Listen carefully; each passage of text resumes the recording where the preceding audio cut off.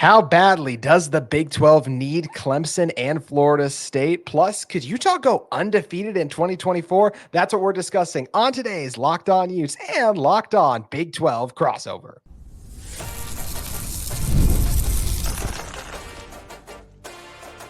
You are Locked On Utes, your daily podcast on the Utah Utes. Part of the Locked On Podcast Network, your team every day. Hello, everyone, and thank you for making Locked On Utes and Locked On Big 12 your first listen every single day, part of the Locked On Podcast Network. If you guys are looking for a second listen today, I don't know why, but today I think I'd recommend Locked On Big 12 as being a great choice for that.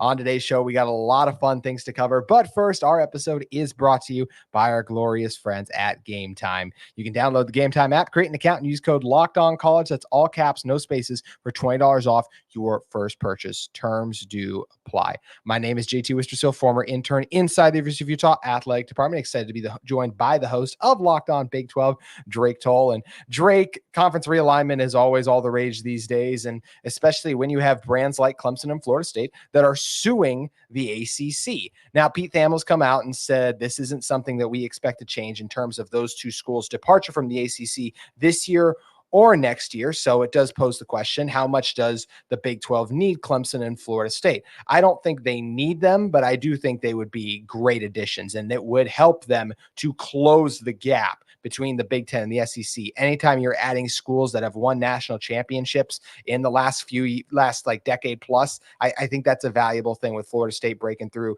those years ago, as well as what we saw Clemson do multiple times. So I think they would be great adds and help to bridge that gap. I still think this conference has strong teams, Utah being one of them. So it's not like get these teams or the conference will implode, but it would go a long way to me in just making sure you can get multiple teams in the playoff each year under this new format. You know, if you go back to 2007, where the Big 12 sat then with Texas A&M and Missouri, Colorado, Nebraska, Texas, Oklahoma, there were some major brands in the conference. You could argue the Big 12 was the best league year in and year out, any given, based on how good Oklahoma was or how good Texas was.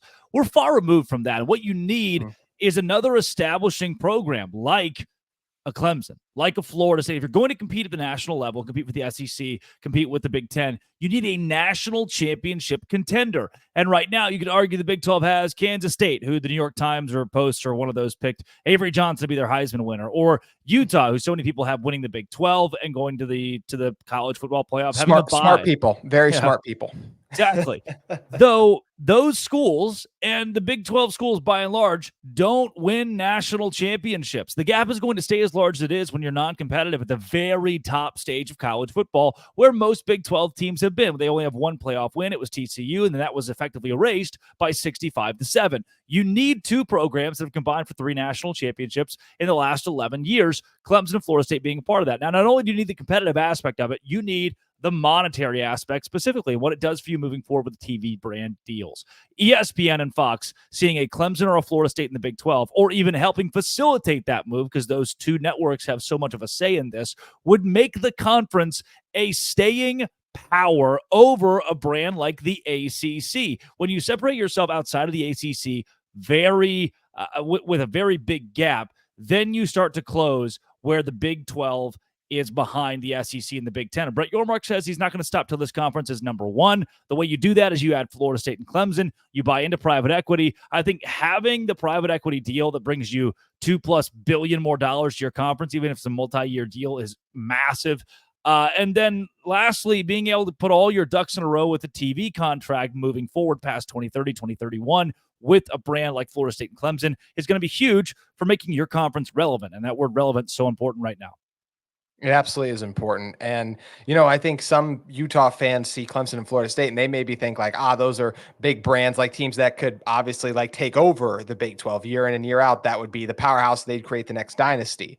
But I think my pushback to that and why every school should want schools of this magnitude in the conference is when you beat those schools, it elevates and takes your program to a whole nother level. Like Utah beat up on USC, like Utah beat up on Oregon a couple times. And yes, the Ducks got Utah a number of times too. But when you're able to break through and win conference championships, the first thing when you go over and look over their resume, you're like, was it an impressive run? Oh, hey, they have wins over Clemson and Florida State. I think those are absolutely massive. And I do think, I mean, Drake, we've talked about it a few times, right? About the SEC Big Ten bias. It's only going to continue to persist. So I think you want to have as many just strong teams and programs as you can, because it is going to be challenging to get multiple teams in the playoff each year. Because even if a Big 12 team only has 2 losses and that SEC and Big 10 has 3, I can already just hear the schedule arguments and they played this school and that school. I want the Big 12 to be as strong as it can, because it makes Utah and every individual member stronger. Let's put it in terms of Utah. Across the country, you see Utah, Arizona, and most people go, okay, cool. Big 12 fans, Utah fans, Arizona fans, they're excited about that matchup. But the fact that neither of those schools is a national championship contender in the eyes of the nation, it sways how many people watch your games. Whereas if Georgia is playing Mississippi State, Georgia's on. People are following the line of that. If Clemson is playing North Carolina State, Clemson is on. If Florida State is playing Louisville, Florida State is on. People watch those programs because they're at the very top. Now, that's no slight to Utah either. It's no slight to Arizona. It's the fact that there are only about 10 schools that applies to. I mean, even Auburn's a really good brand, but I wouldn't put them there with Florida State or Clemson as Auburn's on. They don't have that like the 2 programs we're discussing right now. The Big 12 having those schools that bring eyeballs week in and week out, no matter who they're playing, that gives you a lot of extra juice moving forward to compete with the major conferences. And people argue that the 2 schools would walk in day one and own the Big 12. Would you rather have today's Virginia Tech or Utah at their peak under Kyle Whittingham? I would take Utah at their peak under Kyle Whittingham. And usually, the way that I view it is, there was a time before Utah was even a power conference school where I still would have taken Utah over Clemson. 15 years ago, I like Utah more than I like Clemson, despite the conference affiliation. I still worry there's never been a point in history where I would pick Utah over Florida State. Sorry. Clemson, on the other hand, I worry we get back at some point to the brand of Clemson that just wasn't that prominent. And to me, when you get there, you've got another Utah in your league. I don't think Clemson's going to own everything here, and I don't even know if it'd be as successful as Utah's about to be. Yeah, it's going to be interesting to see with Utah, especially because they'll have Kyle Whittingham going to Morgan Scalley. I think it's a transition that will work, but anytime there is a transition, it's always a question mark to see. So it's going to be interesting to see if Utah and all the Big 12 schools are able to add these 2 brands eventually, but definitely feels like we have a long time to wait until we get there. But fortunately, Drake, we don't have to wait much longer until the 2024 season is back, and we are going to be talking about a Utah team that, love them or hate them, they are involved in the media cycle a lot because the Big 12 media picked them to win the conference. But how could their regular season be? That's what I want to discuss in one moment. But first, I want to talk to you all about our great friends at Gametime. Gametime is an authorized ticket marketplace of Major League Baseball, which makes getting tickets faster and easier. Prices on the Gametime app, they actually go down the closer it gets to first pitch. They have fantastic deals, like last-minute deals, where you can save up to 60% off buying last-minute tickets for sports, concert, comedy, theater events near you. That's right, Gametime goes outside the lines and into every kind of event in your area. Also, they have great features in the app, like seat views, where you get a panoramic view from your seat in the app before you buy, so you know what kind of a view you'll be getting when you make your purchase. How about that low price guarantee? Gametime will credit you 110% of the difference. They also have great ticket coverage. Your purchase is covered with the most flexible customer service policy in the ticketing industry. You can take the guesswork out of buying MLB tickets with Gametime. You can download the Gametime app, create an account, and use code LOCKEDONCollege. That's capital LO and all of college capitalized, no spaces, for $20 off your first purchase. Terms apply. Again, create an account and redeem code LOCKEDONCOLLEGE for $20 off. Download Gametime today. Last minute tickets, lowest price guaranteed. All right, Drake, talking about this Utah football team in 2024. They're picked to win the conference. Could be Kyle Whittingham's final season. Will for sure be Cam Rising last season. There's a lot of hype. I think this team has a chance to match it. And part of that is the returning talent. And a large part of that is also the schedule that sets them up for success. When you look at Utah's schedule, to me, I see one game going into the season that they might not be favored in. That's at Oklahoma State. But I do think this top 5 rushing defense from a year ago that only lost their best pass rusher could be well poised to stop Ollie Gordon. Now, Utah's had some struggles on the road, so I think it's definitely that's the most likely game they're going to lose. I think they can win that one, but that's where it'll be interesting to see. But I do think this schedule sets up nicely. Utah's only lost one true home game since 2018 because we're taking the COVID year away. So they lost to Oregon last year. Their only loss at home the last few years is a top 5 team that went, or top 10 when they played Oregon, and with who had Bo Nix, a Heisman worthy contender. So Utah's not going to lose much at home. So you have to beat them on the road. That's tough to do. Like I said, I see Utah as a favorite in pretty much every single game they play, but it's unrealistic to pick them to go undefeated. It's just too hard in college football. They're going to lose one of these games. If I had to say right now, maybe I'll give it to the UCF game, but it's once again one I think Utah absolutely can win. I have Utah going 11-1 right now, their first year in the Big 12. When is the last time that, and I Googled this, by the way, before I seem like a genius. Smart. When is the last time that Kyle Whittingham lost less than 3 games in a season, if you just had to spitball it? Less than 3 games in a season going back would be the 2019 team would be the one. 2008. It's been Was it 2008. What's the 2019 team? Who'd they lose 11-3, baby. The Alamo Bowl. Oh, 3 or less. You're right. Kyle Whittingham is in love, addicted to losing 3 or more games in a football season. Now, to argue, like, and that's quite an asterisk to put on that, by the way, when you're looping in the bowl games in there, a little extra when teams look differently, I am going to say, but continue. True. 15 in a 15 season sample size. And even if you account the only season where that third loss comes in the bowl game is 2019 in the Alamo Bowl. Those Rose Bowl games, they already had 3 losses. They won the Pac-12 championship. Granted, he won 2 Pac-12 championships and lost 4 games overall in the season, 3 in the regular season. Kyle Whittingham can win at a very high level while still losing, which is a weird thing to say. And I do believe that Utah will be at Arlington for the Big 12 championship. However, if we look at the body of work Kyle Whittingham has put together, this is a Utah squad that should lose 3 games based on what Kyle Whittingham does. Now, you look at specifically, again, Googled this, specifically their jump to the Pac-12. Now, I get it. Completely different. We're talking completely different ball game here because Utah was really good in the group of 5 or whatever it was level, and they go to the Power 5. And year 1, they win 8 games. Then 5-7, 5-7. There was an adjustment period there for Whittingham. An adjustment because you jump up.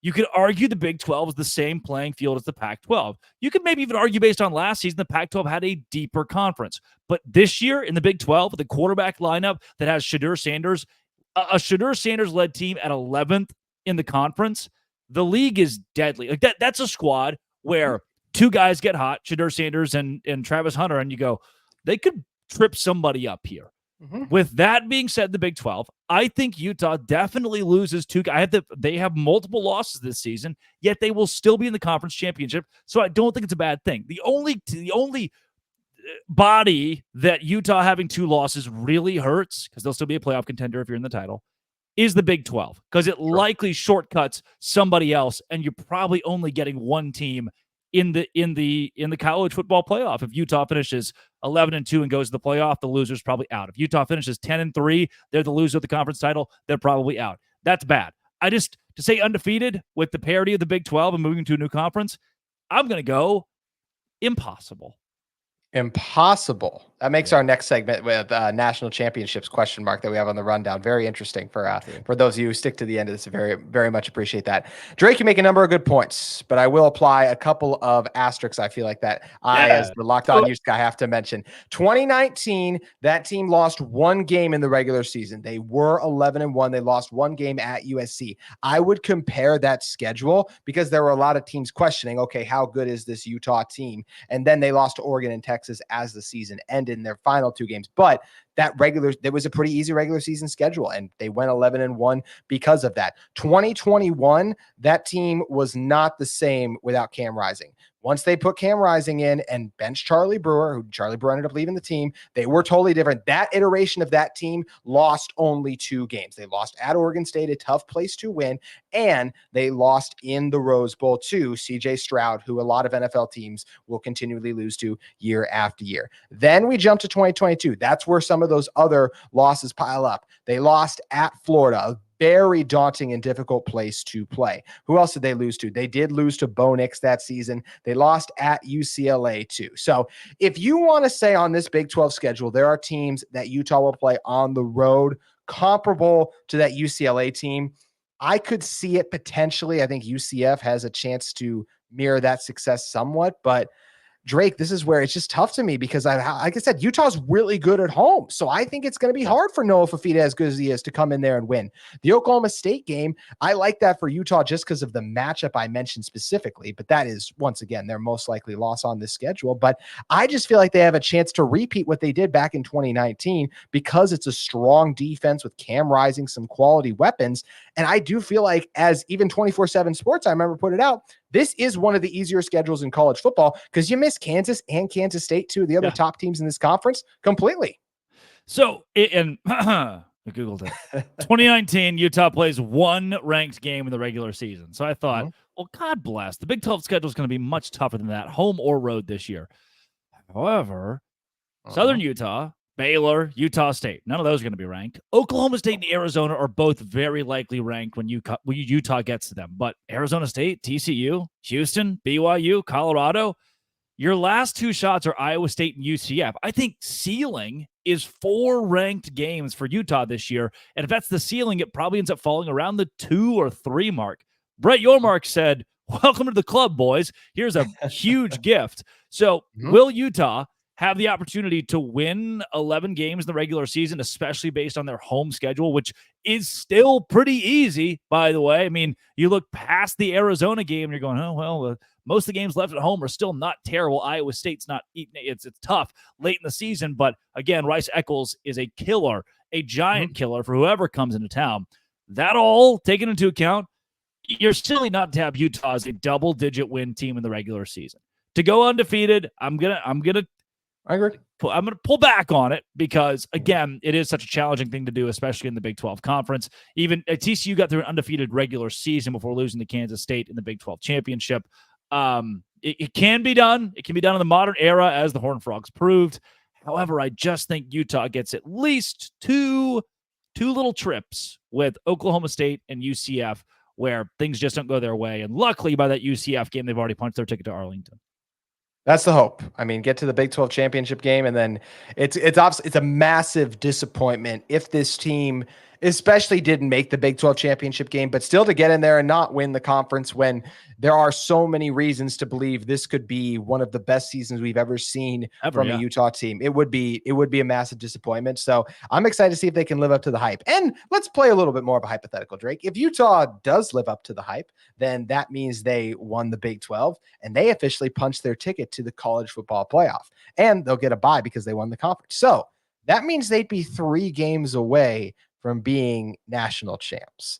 Now, I don't think Utah will be national champs, but they will have a shot to, because they will be in there. And all it takes is a couple of games to break their way. I do think Utah is capable of beating one of the Giants, just like we kind of, this is the exact reverse of what we just talked about. Like when I look at Utah versus UCF on paper, I say Utah should beat UCF. UCF could absolutely find a way. I think Utah, depending on who breaks through, like if it's an Ole Miss, I absolutely think Utah can beat Ole Miss in a game. So yeah, and then after that, if they run into a Georgia or Ohio State, that's where it gets really difficult. But the fact of the matter is, if you're among the last few teams standing, you have a chance to win a national championship. And I think Utah will be one of the 8 last teams remaining. So they're at least going to be in that discussion. Do it. Move to the segment where I say that Utah's going to win the national championship, because you just teed that up perfectly. That's what I'm saying. I mean, what do you think about this Utah team's postseason? If they get there, what do you think they're capable of doing? Is this where you not to the national championship game, just if they win the conference and they're in. When do you want to have the national championship talk? Because I'm excited to say they're going to the national championship. Is that starting now? You think you continue? You just broke my brain with potentially that statement. So I'm sitting there. I'm the offensive coordinator at Appalachian State. No, it is my first season in NCAA 25. I'm not saying that NCAA 25 is gospel. However, we get to the end of the year in the college football playoff, and the national championship game features Kansas State and Utah. And I, on my couch, am internally screaming as the Big 12 has finagled 2 national champions. Now, is that going to happen? Very tough. But the computer that knows all had Utah winning the national championship. And I thought, holy cow. First ever simulation in college football, NCAA 25, has Utah winning the championship. So the pieces have to be there in some respect. If the AI can say, hey, this team's good enough to do it all. And what it's going to come down to, truly, is a matchup. I think Utah can beat Missouri. I think Utah can beat Ole Miss. I think Utah, if they get the 5 seed, they lost the Big 12 championship as a favorite. If they end up getting a 5 seed or an 8 seed or somewhere in there, and they get the group of 5 team, that's awesome. I think Utah can obviously beat that school. And then when you talk semifinal, Utah, Ohio State, I'm not freaking out that much about Ohio State. There is like Utah, Georgia, or Utah, Georgia is the only game where I point and go, bad, don't want that. But guess what, buddy? We're in a brand new era where we're going to start talking about who got the tougher draw, the harder side of the bracket. And I don't think you can name a team in the top 10 where I say, outside of Georgia, where I say Utah cannot beat that program. Alabama, I don't know. Brand new coach. Yeah. LSU, they might go 5-7. I think there are a lot of holes there. Florida State, Clemson. I don't see those schools as being top of the line when we get to the college football playoff, so much so that they are that better than Utah. Oregon, we've seen Utah beat Oregon. It's been a little bit, but we've seen Utah and Kyle Whittingham beat Oregon. The teams that are picked right now in the national championship, and Michigan, brand new head coach the same way. The teams that we see in a national championship conversation, and Utah is arguably one of those. They're a top 10 program. None of those scare me outside of Georgia. You get the right draw, the right upset in front of you, and Utah has as good a shot as pretty much anybody in the Big 12 to win the national championship this season. I get it. My little fun computer game over there on my little Xbox. It's not God. It doesn't know.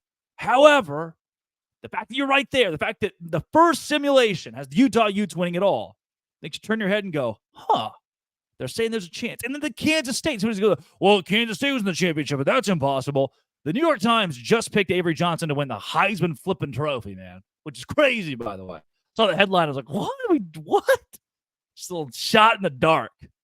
But when the New York Times has your quarterback as a Heisman contender, you can vie for the national title. Kansas State and Utah probably have the best chance of anybody in the Big 12 to do that. And I don't think it's that outside of the conversation because Utah's been at the national stage, at the top of the national stage for 20 years to say, Kyle Whittingham might have his best team ever, and he's had some really, really good teams. Fiesta Bowl, Sugar Bowl winning teams, and Fiesta, mate. Is that Urban Meyer? That's Urban Meyer. Look at me. It is time. It's time that Utah has an opportunity. They have the roster to do it. They have the roster. They have the quarterback to do it. They have the Brent Keithy, who I love. Might be my favorite player in the Big 12. That's what they have, and that gives you an opportunity to win the national championship. Yeah, I love everything you just said, by the way. I mean, you kind of, as the guy who's the Utah guy on this podcast, that got me pretty fired up. I'm ready to run through a wall right now, Drake. So great points there. But to keep it going, motivator. You've been covering the Big 12 longer than me. Aren't we viewing this Utah team heading into the season higher than we viewed that TCU team heading into year one under Sonny Dykes that made the national championship game? I think I picked that TCU team to go 2-10. I really do. They opened the season with Duquesne. I think I had them beating Duquesne, and maybe it was 1-11. No one saw it coming. I also had West Virginia at 1-11 last season. So whoever out there that I'm picking at 1-11 this year, you just get ready for your unbelievable 8 wins above projection season. Go to the national championship. But yes, as long as you don't do that to BYU, and then that comes back to get me, then we'll be good. By the way, if you had said, if you had told me that TCU team would play a regular season week 2 game against Michigan, I would have picked Michigan to win by 45. Mm-hmm. In the conference or the national semifinal, most people picked Michigan to win by 45. That TCU team went to the national championship. His Utah team, that was fluky, has proven by TCU's awful year last year. Yeah. This Utah team is on paper significantly better than what that TCU team was going into the season, and they went to the championship. They beat Michigan, who very well could have been the second best team in the country that year. And had they played Ohio State, maybe they're competitive-ish in the championship game. If you're Utah, there's no reason not to have hope. I look back at that 2021 Baylor team that wins the Sugar Bowl and say, 2021, right? Yes, I believe so. 22 maybe. Something like that. Maybe it's 21. I look at that team and think, that's a defense that you're seeing those guys ball out in the NFL, like Jalen Petrie or Terrell Bernard. Mm-hmm. That is a defense that could have competed with some of the top-end SEC defenses and at least given you a chance, especially after beating Ole Miss 21. Like, you held Lane Kiffin to 7 points and beat that team into submission. You've got a shot in the college football playoff to trip somebody up in a 12-game format. I think this Utah team is better than that Baylor team. This could go down as one of the best Big 12 teams, not named Texas or Oklahoma. Truly, based on the roster on paper. I absolutely agree with that. They have the chance to be, because when we're looking at the teams that get to the playoff and make those deep runs, we want to trust the quarterback. Cam Rising has not performed bad in those big game, the largest situations. You think about in the conference championships, even the Rose Bowls Utah's lost. He's been outstanding. So you trust him in a big game. We definitely trust that Kyle Whittingham, Morgan Scalley-led Utah defense, and weapons like a Brant Keithy. I'll throw in a Dorian Singer as well, who has a 1,000-yard collegiate receiver under his belt. Those are guys you can go to reliably and move the chain. So this team, Drake, has a chance. And that's all you can ask for as we get ready for 2024. And I'm just excited that we're gearing up for fall camp, and soon we're going to see if they actually can do it. I'm ready. It is July 24th. A month from now, August 24th, we will be seeing college football on our television screens. Week 0. Whoever is playing in Ireland, like Northwestern and Rutgers. Florida State. Future Big 12 team, Florida State is. I think Future so. Big 12 Florida State. Who are they playing? Yeah. Georgia Tech, I want to say. Oh, okay. Hey, it's never a good one. It's never a great game, but it's football at the very least. It's going to be 1,000,000 degrees, and it's going to be back. It's not going to feel back for a couple of weeks, but it's back.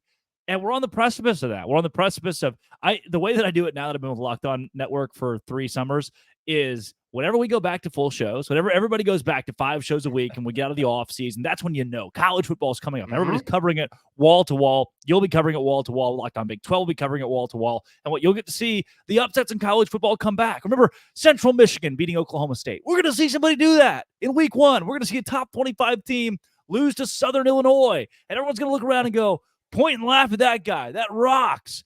College football is the king in my mind in college athletics, and we are right there next to it. I just hope that there hasn't been too much overblown preseason expectation that Utah misses the mark because there's a whole lot of pressure on this squad. It's not like we just talked about them potentially going to the national championship, fueling the flames of that hype, right, Drake? Sorry. My bad. It's playing the computer. I'm playing the game, and it just tells me who wins the national championship.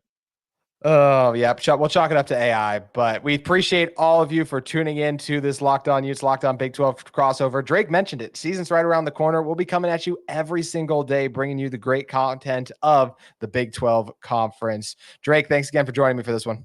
Always. When Utah wins the national championship, I want a ring. I'll send you my address. I would also like a ring. I wish I had access to get the ring. So we'll get 2 rings, one for JT, one for Drake. And a huge round of applause to all of you who listen to us every single day. Thanks again. That's going to do it for Locked On Utes and Locked On Big 12. We'll be back with you tomorrow, breaking down more from Utah football and the Big 12's perspective.